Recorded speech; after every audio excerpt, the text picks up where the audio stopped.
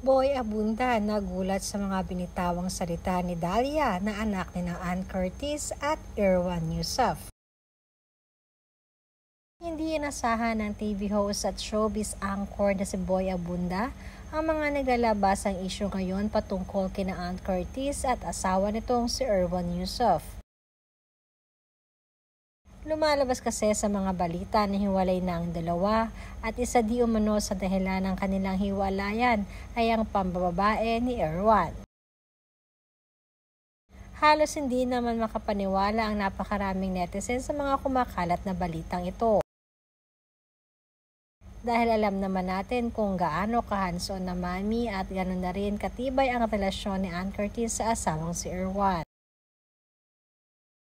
Nag-umpisa kasi naglabasan ng mga balitang ito sa isang blind item ng isang kilalang showbiz magazine. Natugmang-tugma naman ito sa pagkakadescribe sa mag-asawang Erwan at Ann. Subalit kamakailan lamang din ay nagsalita na si Ann at sinabing hindi totoo ang mga balitang kumakalat ngayon sa kanilang hiwalayan. Samantalang alam naman natin kung gaano hands-on na ama at asawa si Erwan, lalong-lalo na nga sa anak niyang si Dalia.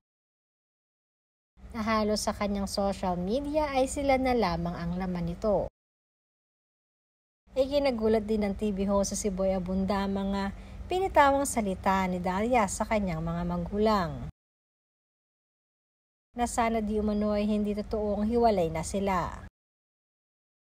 Ikinagulat naman ng husto ito ni Erwan at ni Ann at nagkatinginan na lamang sila sabay tawa na lang ng malakas.